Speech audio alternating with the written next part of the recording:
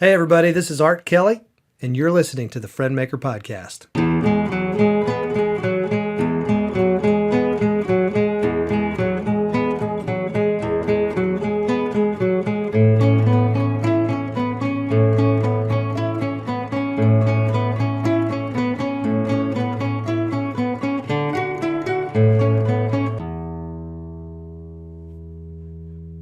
Welcome back, and thank you for listening to these conversations here with business professionals and my friends who are committed to becoming the kind of people others want to do business with. I've been working on a resource for entrepreneurs and service industry professionals like you. It's a book called The 7 Spheres of a Friend Maker, and it's currently available for pre-order at www.friendmaker.org. You can check that out at your convenience. However, I don't want to waste your time with advertisements today, so let's just get started with today's conversation. Well, hey folks, welcome back to the Friend Maker Podcast. I have a very, very special guest. This will be the best podcast that you will ever hear because my guest today is my beautiful wife, Rebecca Kelly, my wife of 25 years this year.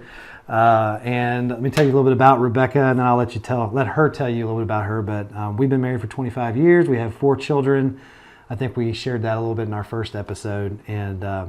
But Rebecca has been doing photography now for probably, 18 years now, something like that. About 18, 17. And since our oldest son is now 20, and ever since he came on the scene, she started taking pictures of our kids, and people started to see her gift that she has with being able to capture good images of people. And so they started asking her to take pictures, and so that's how her business kind of started. But I'll let you just kind of tell us a little bit about yourself and that is not on my list.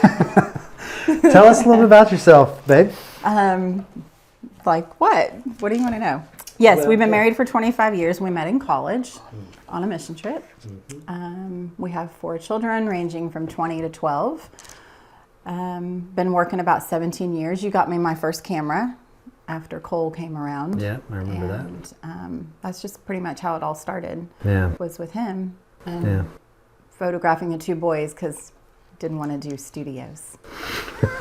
So this podcast it's called the Friend Maker Podcast, but we've been talking a lot to business people that are brand new in business or who've been doing this for a little while. And so I've been thinking a lot about this as I've been putting this podcast together and thinking about who I wanted to interview. And we had a conversation about this last week. And 2 days ago.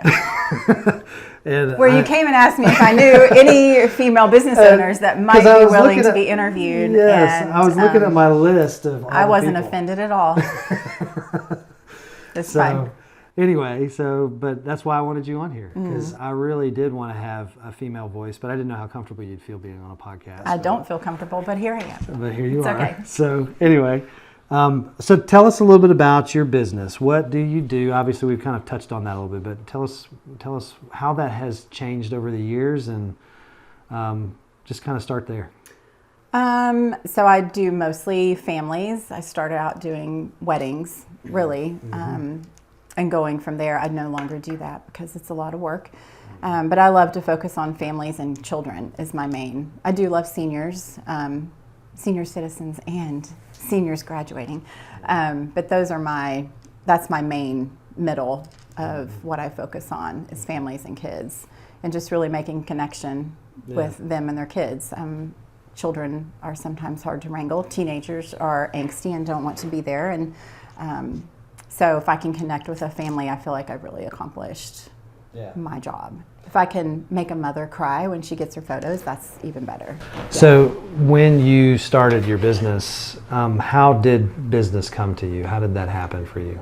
Well, you touched on it there a minute ago. People would come to our house and, we entertain often and have dinners and all the things. And so they would see pictures that I'd done of the kids or whatever and ask me if I could do their kids. So it just kind of organically progressed that way.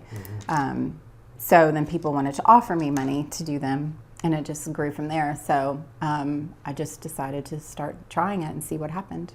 So how did it change over the years? So weird.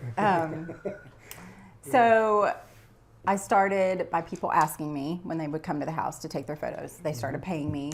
So I just decided to start off little by little, you know, not charging very much, just getting model calls and that kind of thing. I would photograph anything. I would do events, birthdays, all the different, anything that you could really think of. Over the years, I have honed in on what I really enjoy instead of, I don't have to take every job, you know, necessarily. And what that's looked like for me has been cutting off some areas that I was using, such as weddings. You know, I've slowly let those go. And I don't do events anymore. I don't do birthday parties anymore because number one, I know what I really like to do. And number two, it's not necessary for me to make a living to say yes to everything. What what we've been talking about with people in our podcast has been that the problem that a lot of businesses have is they don't know how to get more customers. Like they struggle with how to get clients.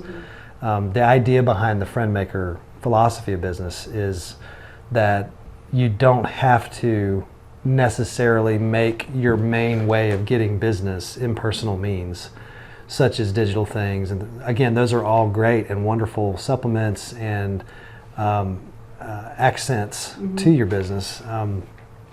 Part of the reason why I wanted you on here was because you do have a loyal following of clients. There are a group of people that just call you back every single season or sometimes multiple times a year to do pictures for them and their families.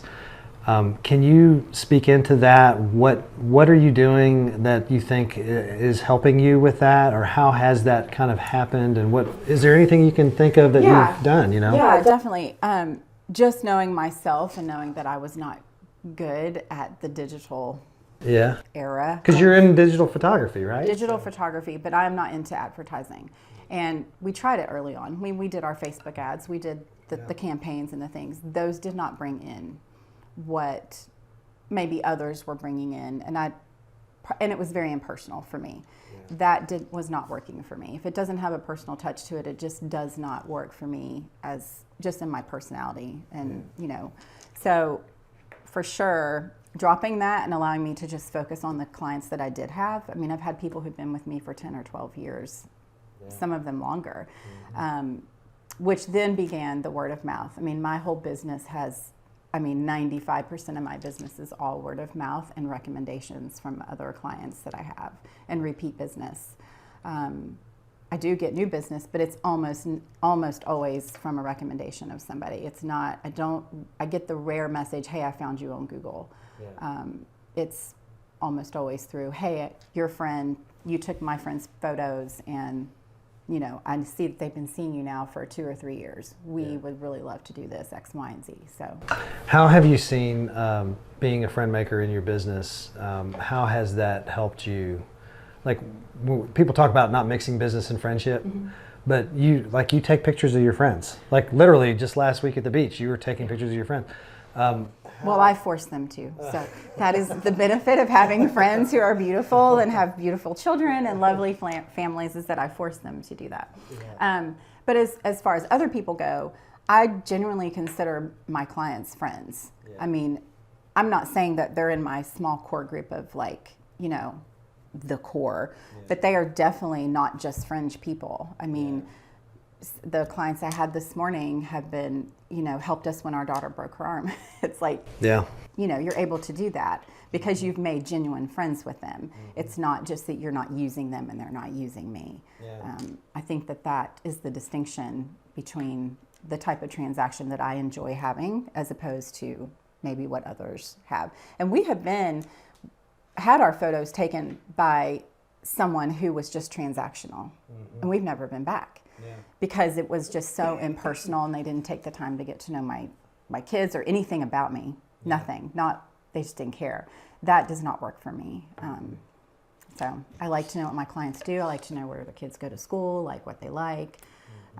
It helps me in their session to personalize their session a lot better when I know more about them. Because everybody's different. So I have a quote in my book that says that friendship is the foundation of all good business practice. Do you agree with that or disagree with that? What are your thoughts on that? For me, for sure, because I'm wired that way. Yeah. And I take photographs of people who don't necessarily reciprocate all the time, but for some reason they still come back. So there's an element where some people aren't maybe able to express that as easily as maybe I am or you are. And that's fine, but the relationships still mean something because they come back, you know, to who they know they can count on, who's loyal to them, who is friendly, who enjoys them. I think part of what I do is enjoys the people that I'm around. I mean, I do enjoy my clients. Yeah, I mean, because I go with you a lot of times to your photography shoots, and like there's a genuine. We were just at the Harlansdale Farm just the other day doing some pictures, and you're just playing with the kids, getting them to run back and forth with their mom and dad while their parents were holding some kind of blanket or whatever. And but that session was so great for me because I did their wedding 11 years ago, or 10 years ago, and now they've got, you know, 3 kids, and I've seen them several times over the years, just watching their families. What do you attribute them calling you back year after year? I mean, that's 11 years you've got a relationship with these people. What do you think it is? Well, I don't have the secret sauce. I don't know exactly. What's the secret, Rebecca? I mean, I thoroughly got to know them pretty well during our time of wedding. Yeah. You know, and we had a really great time, and we've just stayed in touch, whether it's been through Facebook or Instagram. Yeah. When your clients post something or you see something for them that's a success and you just scroll right on through, you are doing yourself a disservice because you should let that matter. You know, even if it's just a way to go or congratulations or, you know, you've had triplets because they did, and you should say something. You should care, you know, and not just because you're trying to retain business. It didn't matter to me if they ever came back to me again, but that's exciting. You know, I think there's something there because I think that a lot of people feel like they have to do certain things when they're trying to get business. They're like, oh, okay, well, I have to post something because I saw them do that, or I have to call them because if I don't, then they're not going to call me back or whatever. There's a difference between doing stuff I think it's like it has to do with motive, right? Like you're doing stuff because that's just what good people do, not because you expect that you're going to get anything out of it. But I mean, they're your clients. They blessed you with the opportunity to serve them. So it just makes sense to have the opportunity to love on them back. Well, we just live in such an impersonal and selfish culture that, great, we have the facade of social media, which it is a huge facade in many ways.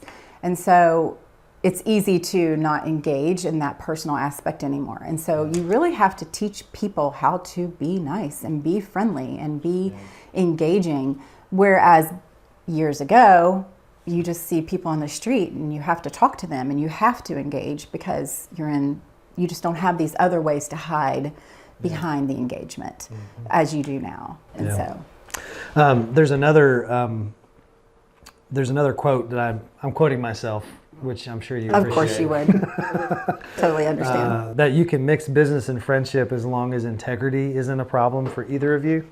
Do you agree with that or not? I do. Yes, for sure. And if it becomes an issue on either side, then it's time to, I have broken business relationships and had to, because there's an aspect of me that's in the community that still needs to be maintained, and I'm not going to allow, or at least don't want to allow that to be tarnished. Not because I think it's going to destroy me or it's going to take business from me. It's just who I am as a person. Doesn't need to be attacked or, brought into question if there isn't anything to substantiate. So I don't let people push me around, if that's the question that you're asking, just to do it for fun or whatever. No, I agree with you, and I think that I think that there's just this thing, it's out there. It just says you should never be friends with your clients. I disagree. I wholly disagree. Totally disagree. Because in our own life, the way that we live, I'm not talking about big box, stuff. that's just there, great. You can still be personal with a cashier. But if you're small business, mid-sized business, and you are genuinely not interested in their best interest, and you are really only transactional, I'm not going back. Right. I'm just not. So if you're my insurance guy and you got me hooked up with all these things, and then I have a problem and I call you about it, and you don't go any mile at all to help me, or you just don't care, or you shove it under your, on your desk, and you're looking because I'm gone. And we've done that since we've been married. I mean, that don't know exactly why we did that, but we just like that personal aspect. I agree. I think you'll pay more money. I'll pay more money for the experience and we have ourselves. We've made friends with our photographer because of that reason. Mm-hmm. Yeah, she's worth it too. She does a great job. Every penny. What's Olive Gray? Mm-hmm. Misha Schaefer, we love you. If you're in Destin, you're looking for a photographer, go see Misha. That leads me to a question I didn't actually ask, but I think that's something that's important is, you can have healthy relationships with other people that do the same kind of work that you do. You can. It's hard. Yeah. I know the big buzz has been, especially the last few years, community over competition. That doesn't always work in every area. Yeah. I'm not going to sugarcoat that I have found a great community, because I've found a small community. Yeah. But it can be a little cutthroat at times because people feel like you're invading. I found community outside of the state of Tennessee, which has been very helpful for me. Mm-hmm. In Georgia and Kentucky and Florida, and that's been great. So it's okay if you don't have it in your immediate, but you should seek it somewhere. Yeah, there's a guy, he wrote a book, John Acuff wrote a book years ago called Start, and he was talking about starting business and stuff. And he said, if you're an architect and there's another architect in your town, then you need to know that person really well. Because you see them as your competition, but because there's so much that other person, because they're in the same line of work that they have a perspective that maybe you don't have, and you have a perspective that they don't have. True. That you can share in that same community.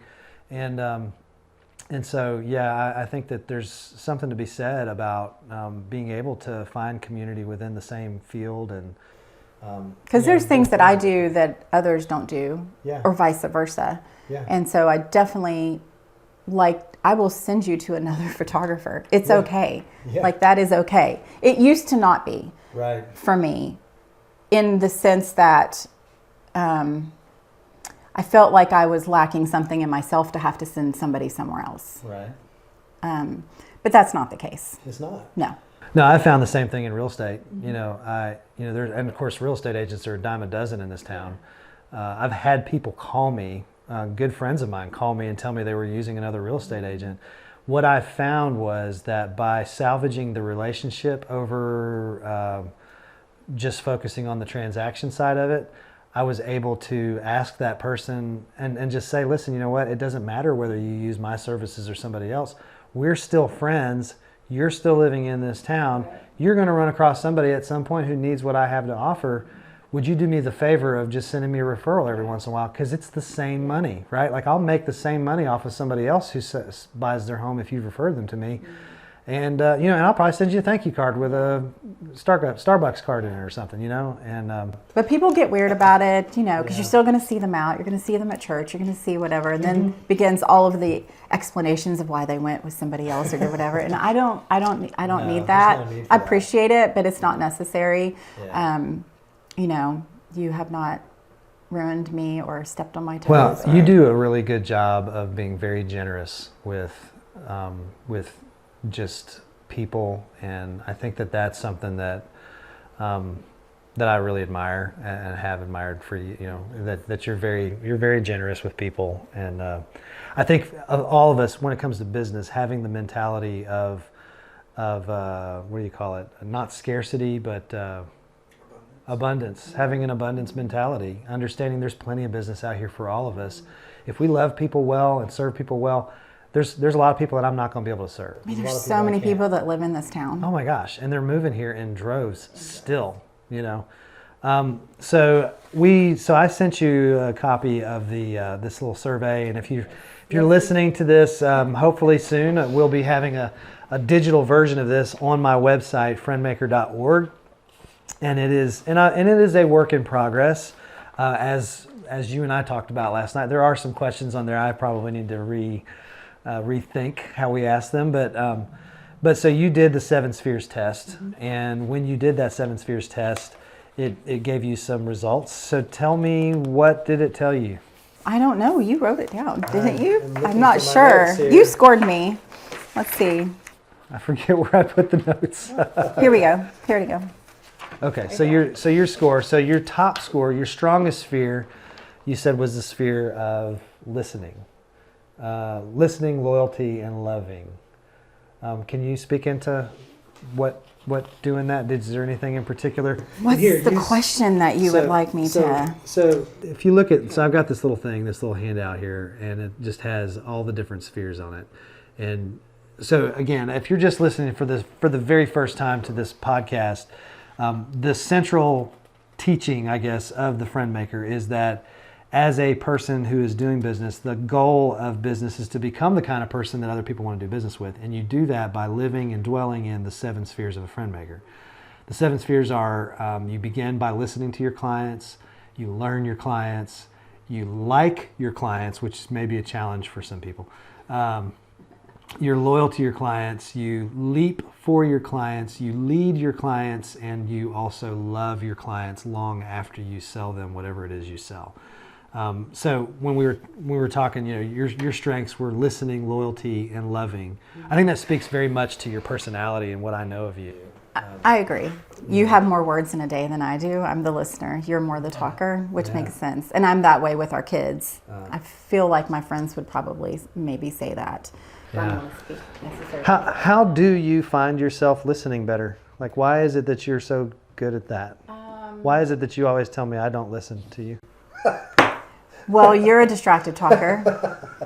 I'm just kidding. You are. You're a distracted talker. I try not to be as best as I can, not doing other things when I'm communicating with my clients. So if we're sitting across, I'm going to try to make eye contact with you. It might even be uncomfortable because that's something I've had to work on, is eye contact, keeping eye contact with somebody.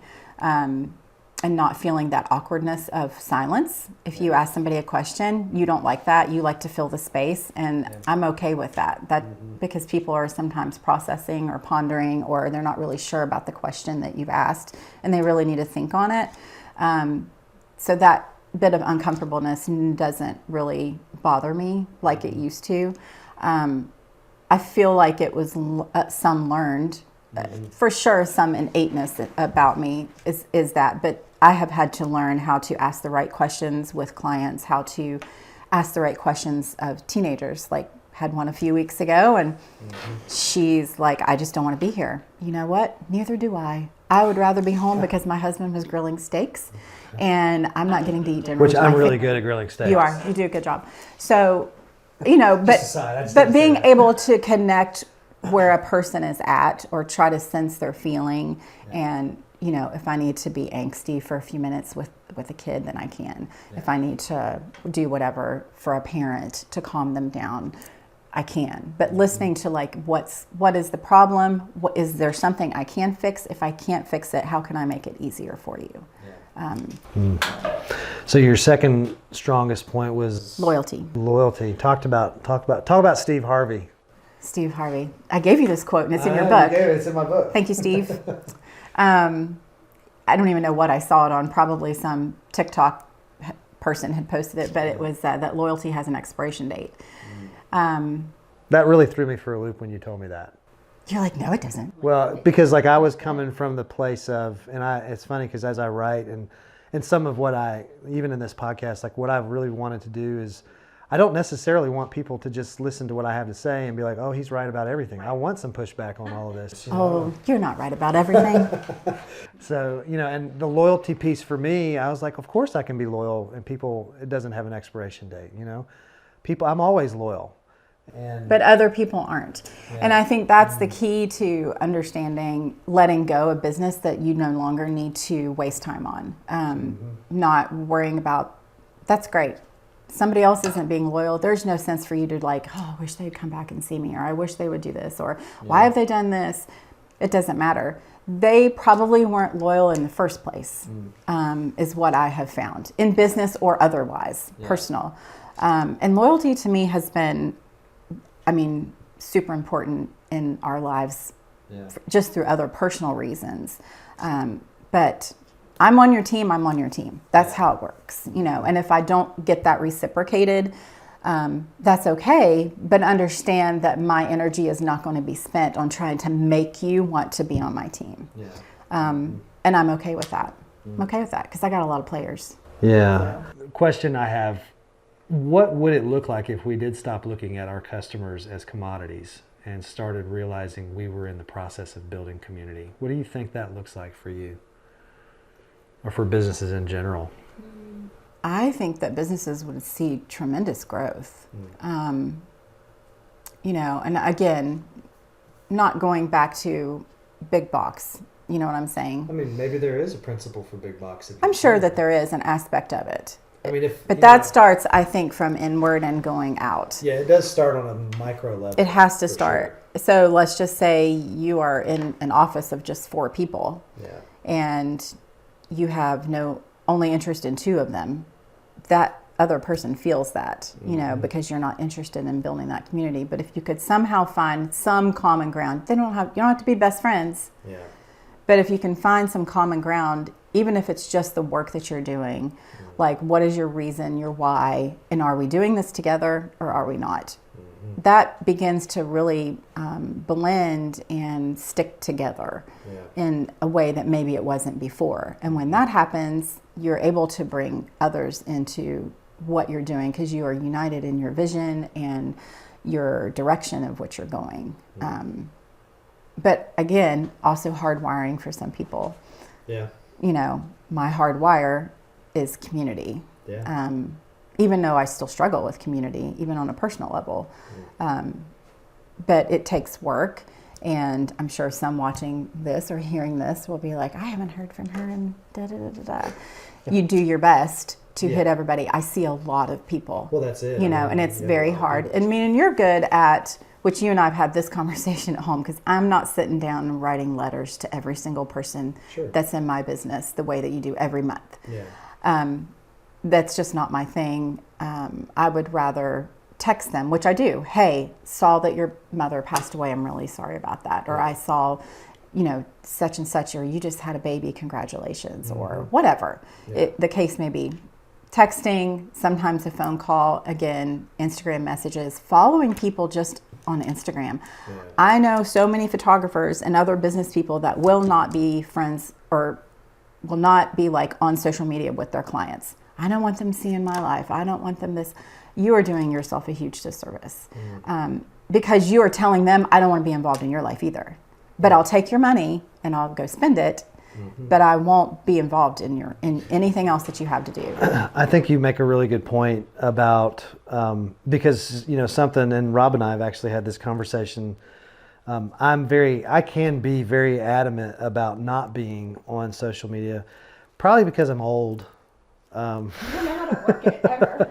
I don't know how to work it. Our kids have to do it all for you. I'm still, I'm still thinking that, that I can fix the computer the way that I used to fix the computer for my mother-in-law, 25 years ago. And now I'm my mother-in-law. I'm the guy who can't, I can't fix stuff. But I think that there is something to be said about, it does not necessarily matter the medium that you use as far as communicating with your people, as long as when you communicate with your people, you're doing it in a way that is caring and compassionate. It's not just obviously salesy, or you're just trying to get a click or a like or a, you know what I mean? I don't get a ton of clicks and likes. That's fine. But what it allows me to do is when I run into Sarah at Target and I see whatever she had posted the day before, I can talk to her. Hey, I saw your stories. I saw your daughter started kindergarten, blah, blah, blah. I can ask her how that's going. What school are you at? Who's her teacher? Because I know some of the teachers at certain schools, especially if they've been in schools that our own kids have been at. So it allows you a connection that if you're just oblivious to what somebody's life is going on. You may just see them in the store. Hey, how you doing? Good to see you. You move on because you have nothing to really, I don't know, ground you for a conversation or something that you feel like there's an interest that you could take, and so you're good at it because you're not awkward with people, but other people are awkward and they don't know what to say. That gives you something to say. Yeah. You have stuff that you can talk about, or just a simple question. So I feel overwhelmed when I sit down with my phone, with social media, TikTok, like it all just feels so unnatural for me. Yeah. If you're helping me, and this is my personality, is how I am. What's the best way for me to get out of my comfort zone with some of that? Like, well, even yesterday I said something about my stories and you're like, what? You don't even look at mine. Like, so you could know a lot more about what's going on in my life if you would just go to my Instagram. Go to my Instagram stories. And I'm not the best at it. I don't like putting myself in front of the camera. I don't like. That is something about you, and I think this is. I mean, this is part of the reason why we're still married, and I love you so much. Is that you're not super, like, the selfie is not your mode of operation. I took one yesterday with my client's little kid, and she's adorable because she's my new best friend, and I loved her so much. We just really connected and had super fun. Yeah. But I might take selfies all day long, but I'm not going to post all the time, or I'm not going to take my phone and be like, here I am, this is what I do, I'm editing, or I'm doing this. I'm not going to I don't show that, and that's super popular right now to do. It's my problem. I'm uncomfortable because I have my own issues. But I think in some ways, I think that that's also a very positive thing. I don't think that's a negative thing at all. I think that you're not super self-involved. That when people see you on social media, that they don't see somebody who is just completely involved with taking pictures of themselves. I hope so. You know what I mean? Yeah. I don't see that that's, But at the same time, I can think of one of my good friends right now who has this great, she's a singer-songwriter, and I love watching her. I want her to talk about her days, and I sit and watch it every single day, and I pray for her based off of what she's saying, and we're very good friends. But that's a more natural thing for her, I think, because she is in front of people doing what she loves. But that is, people want to keep up with her in that sense, and me, I'm just like, nobody wants to keep up with my life. It's so mundane and boring, and there's not a lot to see. For you don't mind doing that. Right. And so if I were suggesting to you, I would say you need to put yourself out there and be doing something every day that has to do with your business or whatever, keep it short and sweet. You get a little wordsy. But, This has come up several times today, I think. I think that's where we're going. So. Well, I think it's also very ironic we're having this conversation and we're sitting here in the office of the Borough Business Lab, which is a digital marketing company. These guys are at top of the line. They do really, really amazing stuff for businesses here locally. They help folks kind of work through some of the stuff that you and I are talking about, email marketing and social media and website and all the things that they've got here written on the wall. Yeah, I mean, my one of my best friends works here, and she loves making TikTok. Shout out, Megan. Love you. And I love that she loves that. Yeah. And I'm just like, and she does it so great. Yeah. But we're just made differently. I think you spoke to that, and we started our conversation just about wiring and how we're all wired kind of differently, and. But I think the beauty of even just our friendship is like, she can get me to do those things even when I'm maybe not wanting to. So we've made a few. Yeah. We did the 1980s prom, and it was a great one. Oh, and that's true. I forgot about that. But if you don't have people in your life who are encouraging or forcing you almost that you trust, you have to trust them. I mean, I trust Megan completely. Hands down. So you have to trust the person to be able to step into those spaces where you feel uncomfortable. Well, I think, it's funny. I may have to go back in before this book publishes and change a little something. This idea that friendship is the foundation of all good business practice. I think trusting friendship is the foundation.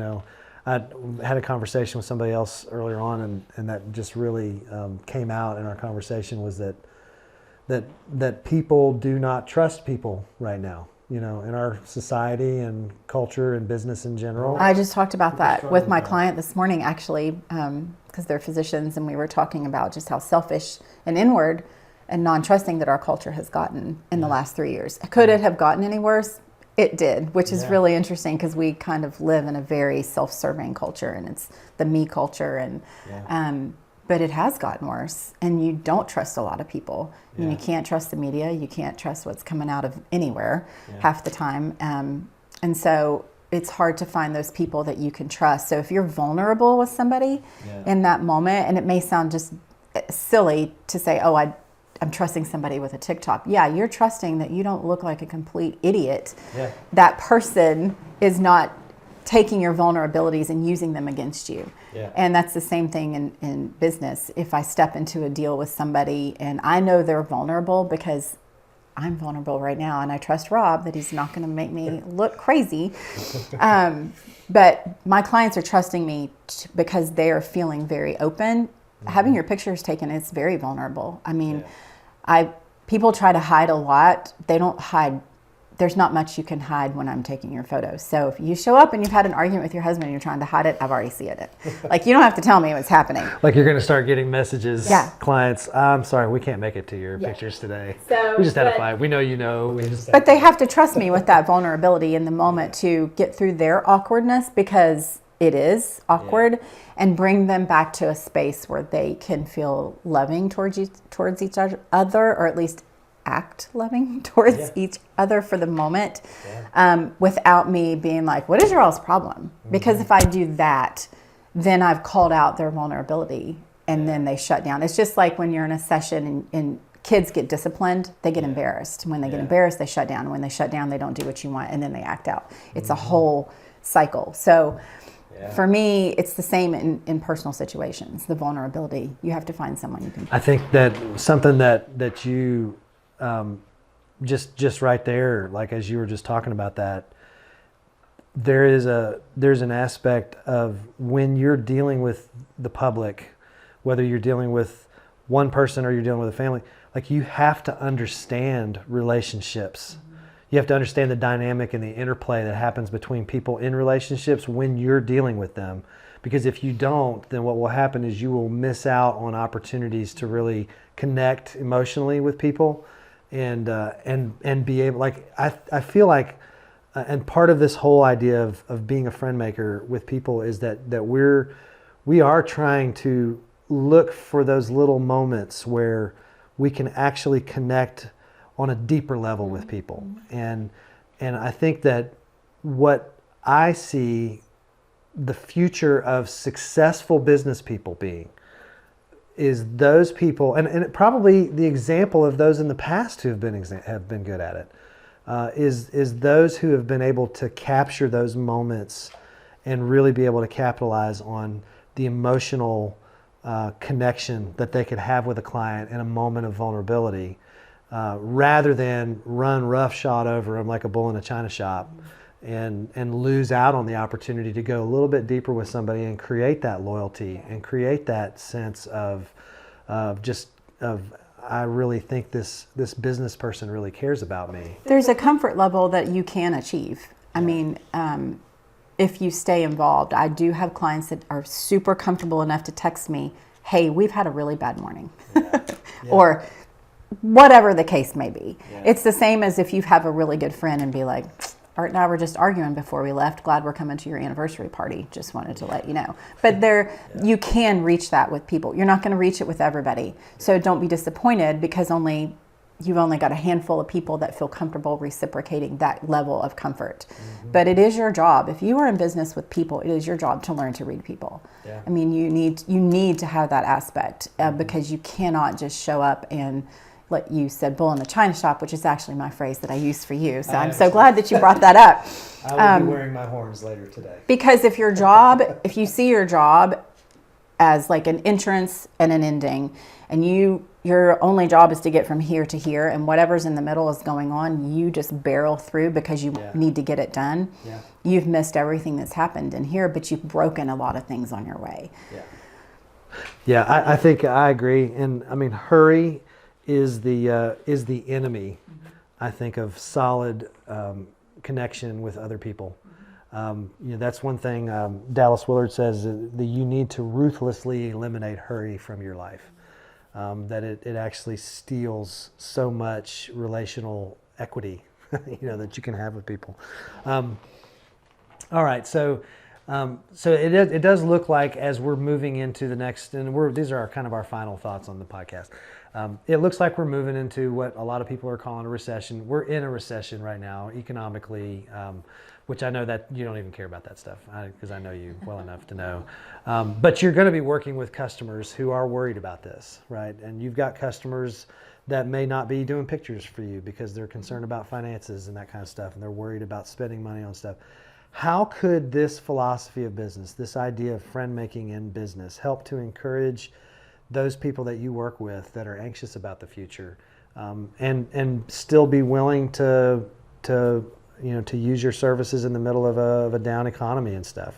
And again, I'm not saying that you're trying to convince people necessarily to use you if they can't afford it. But it comes down budget, to but priorities. Yeah. So let's talk about that.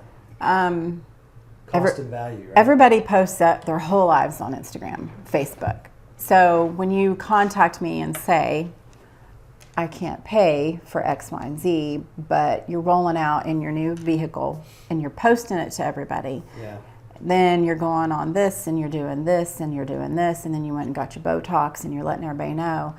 I know your priorities are not straight, or at least that's how I would label them. It's fine. I get some filler stuff too, people. It's fine. That is a priority for me. But that will not take precedence over me creating memories with my family. That is for me. When I have another person who I know has been on the down and out, who's really trying to make ends meet, blah, blah, blah, blah, blah. We do payment plans. I try to meet you where you are, that kind of thing. I also offer minis during the year that are a lower discount price. But if you take away that personal element and you're just like, this is the price, take it or leave it, it is still my price.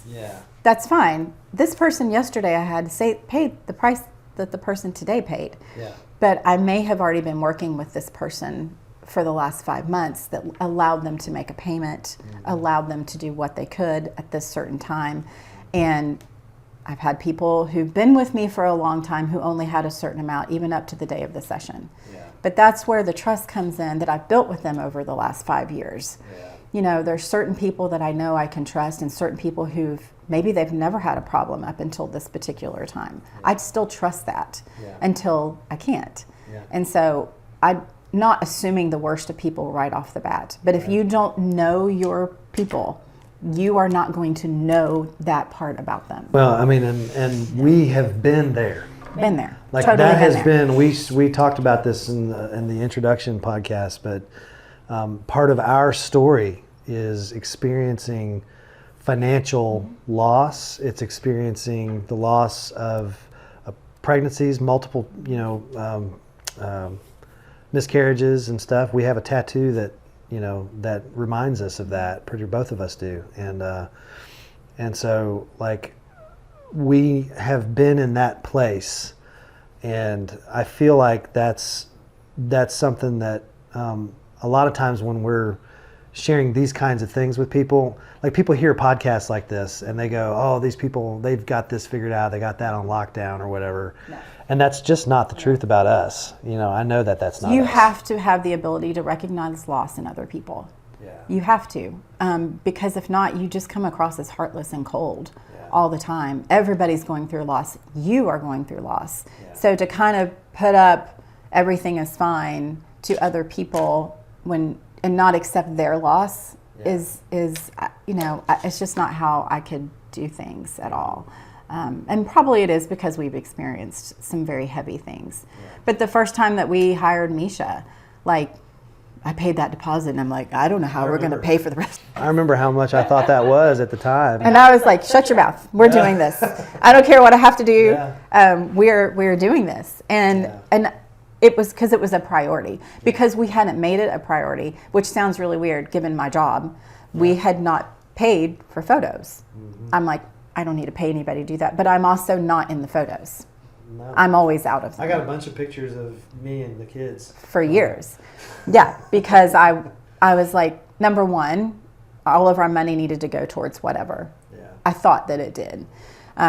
And what I was teaching or preaching to a lot of my clients, we were not doing ourselves. So go back, because I feel like this part of our story is important. When I started my real estate business 6 years ago, it was 2016. Had not sold a house my first year. Spent a lot of money trying to get my real estate license. Was working in the school system as an educational assistant, making I think I was making $1,500 a month, but really $500 that a month was going towards insurance. Our rent was $1,100 a month, so I didn't even pay the rent with my 40 hours a week I was working in the school system. You were our primary breadwinner, and your business was flourishing at the time. I mean, I think you were doing really, really well. We'd had a couple of times where like a hard drive had fallen and we lost a lot of money, and we had to do that. And then 2017, it was March of 2017, you were taking pictures of some friends of ours. And what happened there? Do you remember? Of course I remember. Still remember that? Miranda and Kyle remember for sure. I fell off of a ladder and broke right here completely. Broken half. Yes, right before the socket, just below. Broke that. Cracked it like completely. Really hard. Messed up my knee, my leg. Was in the hospital for a week. Was out of work for quite some time. I took some time off. You took a little time off, but that really began a shift for me of, number one, I was carrying too much.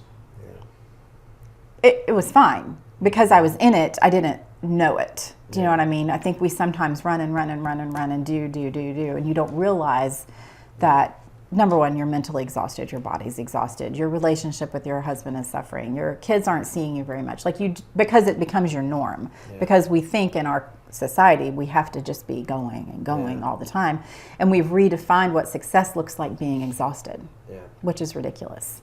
That is, I feel like we have fed into that for sure over the years.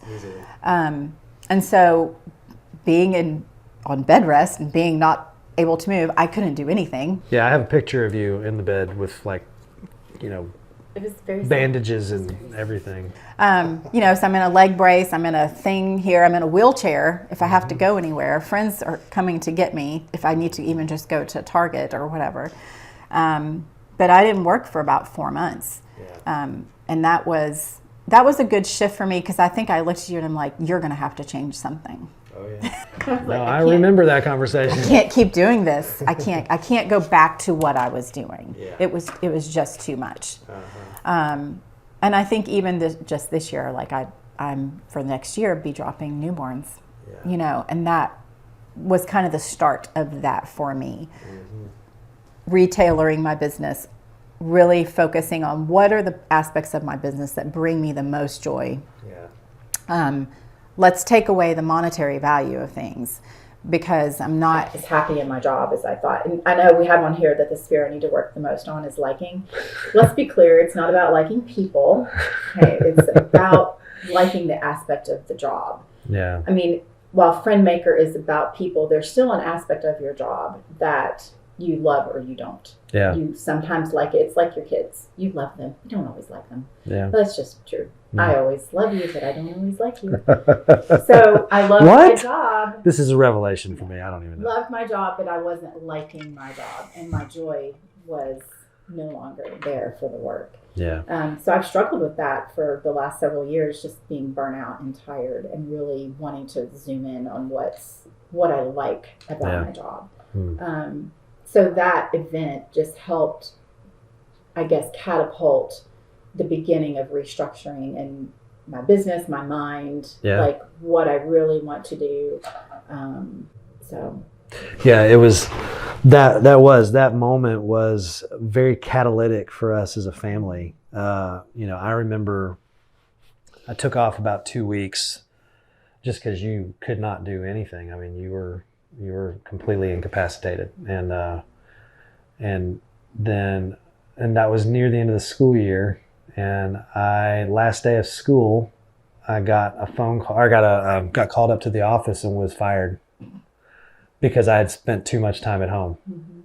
And that really struck me but still, that just shows you how ass backwards we are as a society of people. Oh yeah. Like, it's ridiculous. Yeah. That makes we do no not sense. We value don't value people's relational, because what the that important that they says need is with their family. that I don't value your wife. I don't Yeah. value your family unit. I don't Yeah. value what you're doing at home. Yeah. This is where your value lays. Mhm. And so we've misplaced where our value is. And Yeah. I think that showed up too, even in my business. Like, my value had been on earning the money, Yeah. getting as much done, the hustle, and that was no Yeah. longer what I valued.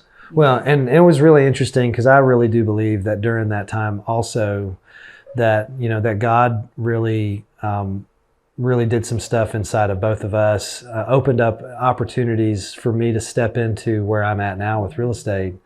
You know, that first month after I got fired, I sold my first home on Ella Street, of all places, which is our oldest daughter's name. And, you know, and that began my journey of kind of taking back over the, being the primary breadwinner. But it's weird because, like, for the longest time, you were the primary breadwinner in the house. You know, we both grew up with a little bit more conservative, fundamentalist backgrounds in our religious upbringing and stuff. And so I had this mentality for the longest time that I was supposed to be the primary breadwinner. And so I had a lot of pride stuff that I had to deal with when you were making more money than me. Which you I know? didn't understand. Which I've never been. which is the stupidest. I've never been a Can I just say? containable person. No. So I don't understand. Can I just say that was the stupidest way of thinking for me, because of my pride and my arrogance, not being willing to just say, you know what, she's actually really good at what she's doing, and what she's doing is carrying us financially right now, and that's okay. And it's okay for me to, you know, to not be bringing in as much money as she brings. And, you know, but at the same time, like, we have been on a journey through our entire life up to this point where, and continue on, where we are still learning how to do this thing. You're know? always learning how to be friends. You're always with people. practicing and you're always learning. And Yep. it doesn't always end the way that you want it to. Mm. It doesn't. Yeah. Sometimes you reach an impasse with people, and it's sad and it's painful and difficult, but you have to go your separate ways. Yeah. I think now that I'm a little older and on the other side of some relationships, business or otherwise, that have ended, not that it's ever easy, but I've learned to set better boundaries for myself. Yeah. That's helped me be able to maybe not have to get to the explosive parts of a relationship breaking or a friendship or a business relationship. Because there are some that I don't see anymore for various reasons, and that's okay. Yeah. And I'm okay with it now. I probably would not have been 5 years ago. Because I am a people pleaser. I'm a 2 if you do Enneagram. I love to serve. I love to be needed. I love to be in that role. And so when someone rejects you, I take everything so personally, and I'm an empath, and I take it all on, and then I kind of sit in it for a while, and because it's always about me. Sometimes it's not about you. Sometimes people are just jerks. Sometimes people don't want to be friends. They don't want to be loved. They don't want people in their life. They can't show up in a position of vulnerability for that relationship. And because that's the capacity that they're able to reach. And you just have to be okay with that. I feel like, you know, and it's funny because I know we joke around about me trying to get a woman's perspective on a predominantly male world of business, you know, but I do believe that there's so much perspective. There's a tenderness and a kindness that that comes from you and from so many women that I know that oftentimes get overlooked because we're looking to try to be more productive, and we're trying to be more, you know, we're trying to climb this ladder and create this big giant empire or whatever. And ultimately, you know, if it really is true that he who dies with the most friends wins, which is what I've been telling people, then there's going to have to be a shift in the way that we as business people really do think about how we are conducting ourselves in business with people, because they need us to be tender and to be kind, to be sensitive and to listen and to be, you know, I really hope something that I fear as I do this podcast is that because I'm entering into a world of mostly of business people where business has been taught primarily from type A dominant type of men, which I have no problem with. I mean, I have some very strong are called great leaders, successful businessmen. Yeah. When I act like that, we know the names that I've been called. That's right. Directly. If Yes. I'm direct with someone and have been called many things at a wedding or whatever, but if a man comes in and does it, man, they're taking charge. They're such a good leader. Right. And it doesn't make sense. If we're going to succeed in being friends in business and watching your business grow, you have to be inclusive. That's it. And not Yeah. There's a lot of inclusion things going on right now. Mm-hmm. You have to open yourselves up and get past whatever it is that your problem is. Yeah. And start seeing people. That's right. Yeah, because they are, everybody that you're dealing with are human beings, and they need to be loved. They need to be treated with respect, and so we've just got to figure out how to do that. So that's part of what I'm hoping to tackle with this whole podcast and with this whole message is how can we bring heart back into the businesses that we're doing, because so much of what we're doing is so cold. And I definitely feel like you can learn it. Yes. I know even when we were entering college or whatever, if you're a people person, go into something people, whatever. Yeah. You can learn it. It may take some time, but there are things, especially in your book, because I have been privy to lots of information that has started from the very beginning and rewrites and all the things. But there are some really, really good, practical, easy tools that you can use coming from your book. That's not difficult to do. It's not going to break your brain. It's not going to disrupt your life. In fact, it can enrich everything that's going on with you. And if you really are open to some of the things, can make you a much more well-rounded person. Yeah. And probably more than just your business relationships. Mm-hmm. At the end of the book, and I give teasers all throughout this whole thing, but at the end of the book, my main character, which is me, just a different name. Right. My main character, makes a comment at the end of the book about how much this has really helped him in his own life, not just in his business relationships. That this is not just something to help people with business, but it actually helps you in your marriage. It helps you with parenting. It helps you with your interpersonal relationships on all the different levels that you have. And so yeah. Okay, so we're done. Okay, we're done. I do have some rapid fire bonus questions, and thank you, babe, for coming today. You look great. You sound great. I'm excited to see how this podcast turns out. So I think it's gonna be great. Rapid fire bonus questions. What stirs you up? What do you mean? What gets you riled up? Like in an angry way? Sure. Well, lots of things. I get riled Talk up about pretty fast. What really stirs you up? I don't like it when people stand around and don't take up for other people that need to be taken. What gets you excited? Oh, vacation. I love vacation. Time with friends really gets me excited. Okay. We plan things with friends. I get excited. What moves your heart? There's so many things. I don't know. My kids, seeing them accomplish things, and or in our family, watching you accomplish things. Your husband moves your heart. You move me. It's so genuine. You may only move me to another room. I'm a deep feeler, so I love.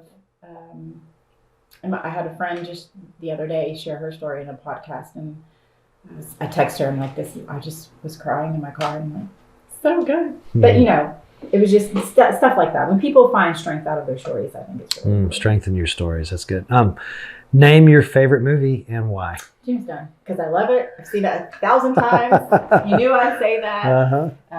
It's just my favorite movie. I'm your Huckleberry. I mean, right? You cannot be a Val Kilmer in this movie. He's the best. What keeps you up at night? You snore all night long. What I told you she would say that. And you keep me awake, and then I'm just left with my thoughts, and I hate it.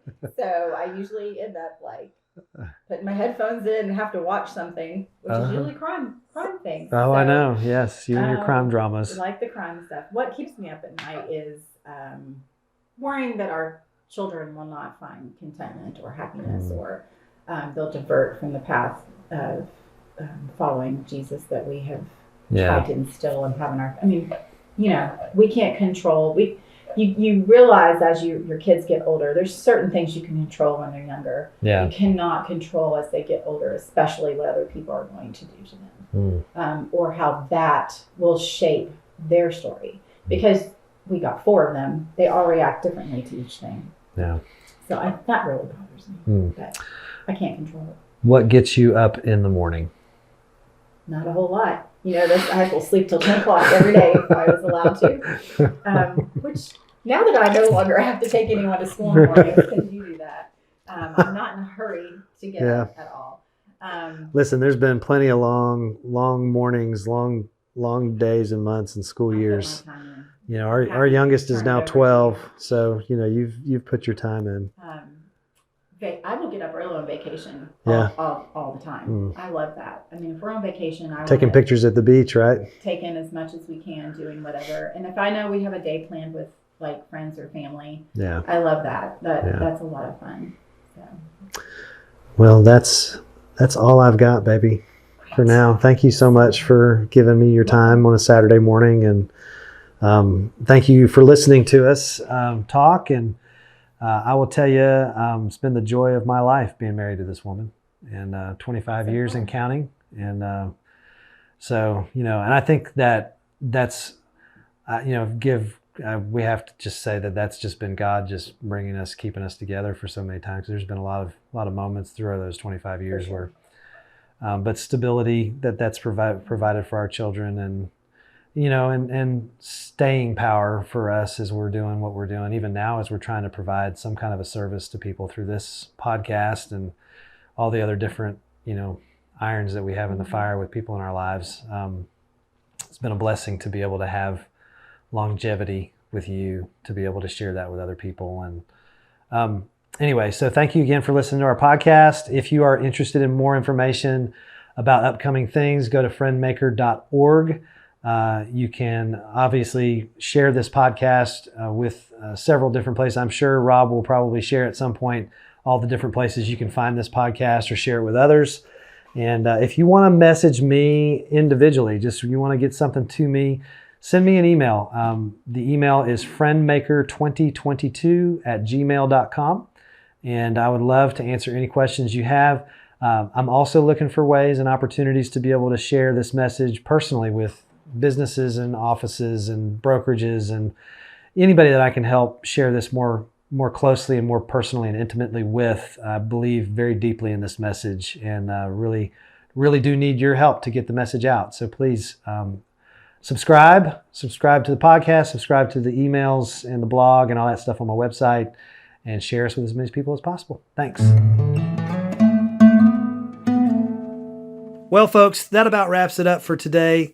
Thanks again for listening. I hope that you were able to glean some great content out of our conversation today. I want to remind you again, please go to friendmaker.org if you'd like to pre-order a copy of my upcoming book, The 7 Spheres of a Friendmaker.